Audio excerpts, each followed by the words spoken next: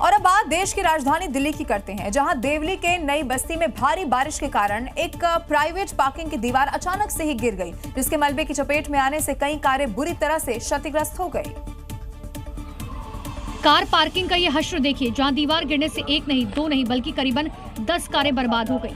कई कारों को तो पहचानना तक मुश्किल हो गया। इस खौफनाक हादसे में कोई हताहत तो नहीं हुआ, लेकिन लोगों में भारी दहशत फैल गई।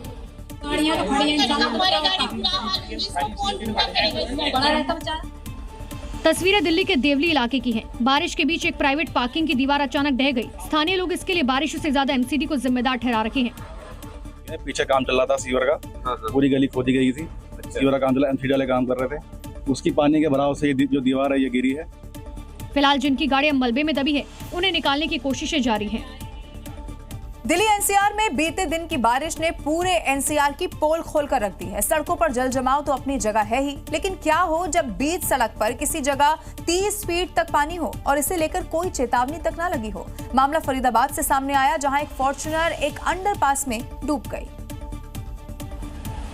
ओल्ड फरीदाबाद रेलवे अंडरपास से गुजरते इस फॉर्च्यूनर चालक को अंदाजा तक नहीं था कि उसके रोजाना इस्तेमाल में आने वाली सड़क में आज उसका मौत इंतजार कर रही है। ओल्ड फरीदाबाद रेलवे अंडरपास तेज बारिश के बाद पूरी तरह जलमग्न हो गया। कई फीट पानी भरने से यहाँ एक फॉर्च्यूनर कार जा फंसी। कार में करीब 60 वर्षीय चालक सवार था, जिसे स्थानीय लोगों और पुलिस की मदद से सुरक्षित बाहर निकाला गया। हालांकि पानी में डूबने के बाद भी चालक पूरी कोशिश करता रहा कि अपनी गाड़ी के साथ वो आगे निकल जाए, लेकिन उसकी गाड़ी ने सैलाब के आगे दम तोड़ दिया। भूकंप के झटके अक्सर झेलने वाला जापान अभी एक सुपर साइक्लोन के थपेड़ों को झेल रहा है। टाइफून डॉल्फिन नाम का ये जो तूफान है, वो जापान के कई हिस्सों में इस वक्त भयंकर तबाही मचा रहा है, जिसकी वजह से 2.5 लाख से ज्यादा लोगों को अपना घर छोड़कर सुरक्षित स्थानों पर जाने के आदेश दिए गए।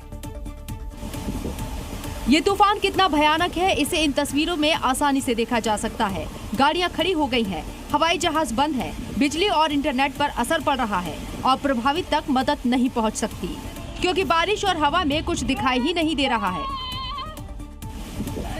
ये तूफान अभी पूरी तरह आया भी नहीं है और जापान को डराने लगा है, क्योंकि इसका केंद्र अभी जापान से दूर है। जापान मौसम विज्ञान एजेंसी के मुताबिक डॉल्फिन कैटेगरी 1 का तूफान है। इसकी लगातार हवा की रफ्तार 144 किलोमीटर प्रति घंटा और झोंकों की रफ्तार 198 किलोमीटर प्रति घंटा तक पहुंच रही है। ये तूफान क्यूशु और ओकिनावा के बीच स्थित द्वीपों की तरफ बढ़ रहा है। जापान तो इस तूफान का सामना कर ही रहा है। डॉल्फिन तूफान तेजी से चीन के पूर्वी तट की तरफ बढ़ रहा है और रविवार से ये चीन में भी तबाही मचाने लगेगा।